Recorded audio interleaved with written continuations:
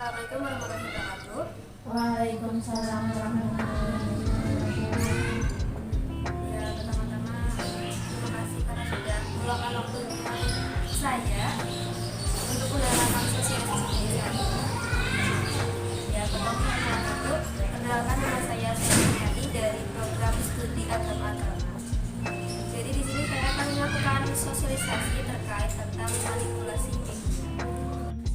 Jadi manipulasi media itu adalah serangkaian teknik terkait di mana partisipan membuat gambar atau argumen yang mendukung kepentingan khusus mereka. Dan manipulasi ini jadi sebuah pemulasakan ya, seperti pemalsuan berita.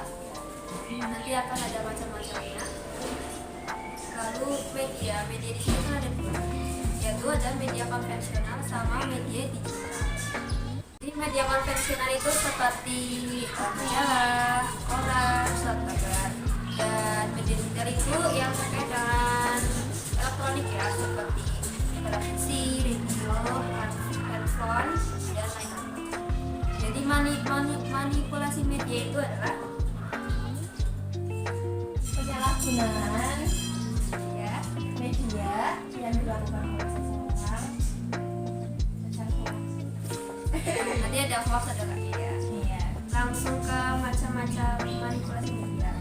Yang pertama itu ada framing. Ada yang tahu framing itu apa? Ya, Ya, ini adalah berita tapi kayak agak dalam sih gitu. Jadi kayak beritanya mah ada benar cuma kayak salahin gitu. jadi penjelasan lebih luasnya itu framing adalah jenis berita ya, tidak sama dengan hoax. Hoax kan itu sepenuhnya salah ya. Tetapi framing itu mencoba untuk membawakan fakta yang dengan halus melalui penyelesaian informasi, penampilan aspek tertentu, pemilihan kata, bunyi, gambar, hingga menyediakan atau menambahkan informasi yang seharusnya. Jadi framing itu secara singkatnya itu membelokkan berita yang asli itu diberitakan lagi tapi ada yang salah. Framing itu ada beberapa metodenya. Yang pertama ada cover content ya. Misalnya dalam sebuah wawancara nih yang dilakukan media dengan beberapa orang yang diberikan porsi bicara tidak banyak atau tidak berimbang, hanya satu orang saja yang diberikan porsi lebih banyak. Jadi si tokoh utama dari berita itu malah tidak berbicara banyak tokoh lain, jadi tidak sesuai ya. Yang kedua, disampaikan sesuai fakta dengan memakai sudut pandang yang berbeda. Jadi pemilihan kata lain untuk membentuk opini publik dengan sudut pandang tertentu.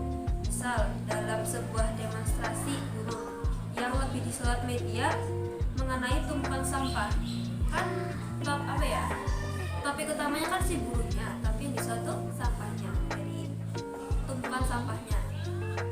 Lalu penggunaan kata sifat yang positif dan negatif.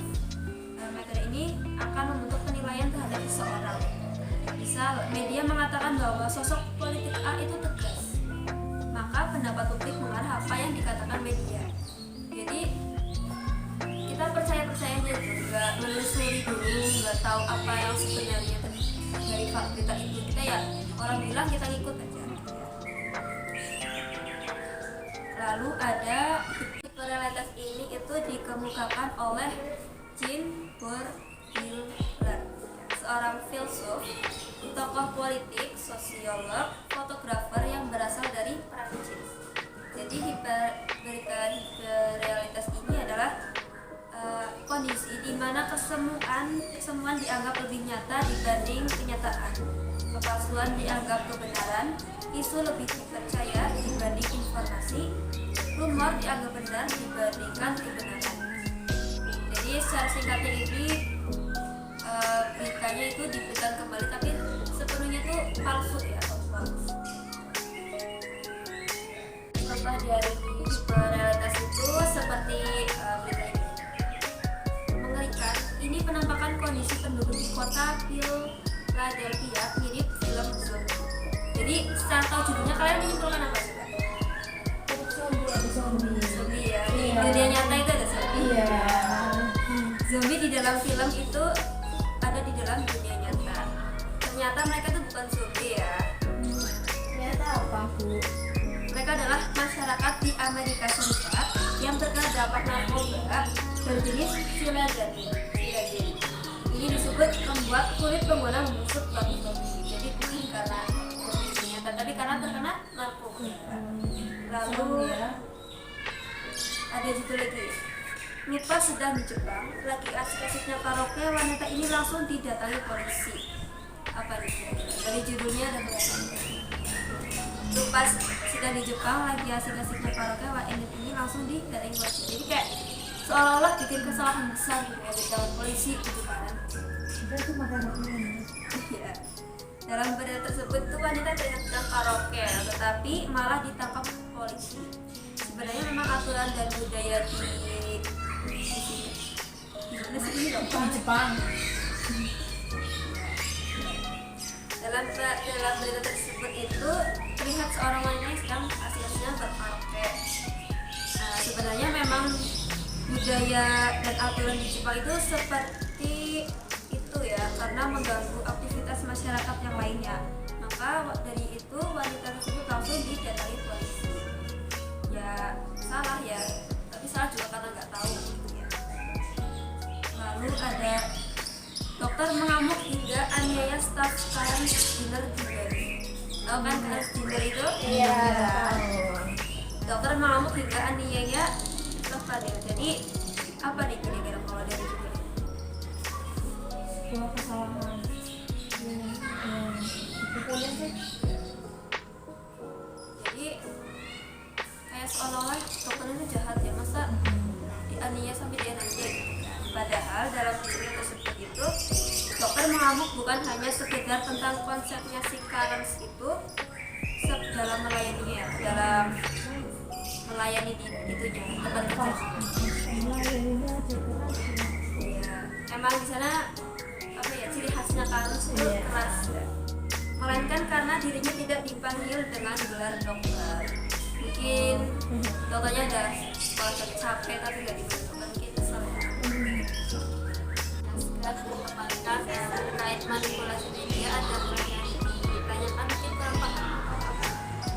Saya belum bertanya. Ini kurang paham kaitan dengan masyarakat di Indonesia. Terus bagaimana cara atau upaya masyarakat Indonesia itu dalam menerima feedback itu gimana cara itu di media, apalagi yang media digital itu tuh banyak hoax. Jadi upaya untuk agar kita tahu berita itu benar atau tidak. Jadi kan kita kan anak milenial ya, tentunya banyak mengonsumsi media yang terdapat berita-berita yang nggak tahu benar atau tidaknya. Yang pertama, setelah kita menerima berita itu, kita cari dulu sumber-sumber yang terkait dari lainnya. Jadi kita kumpulkan dulu, lalu kita pahami dan kita simpulkan. Setelah kita pahami, pasti kita akan tahu, oh ini berita ini hoax atau tidak. Jadi, dan juga jangan terlalu gampang percaya dengan berita yang sekilas. Tapi kan kalau kita baca berita kan kayak sekilas, oh ini kita percaya, langsung percaya, itu enggak, jangan. Kita harus menelusuri dulu karena kan nggak baik ya. Jadi kayak suzon. Ada lagi?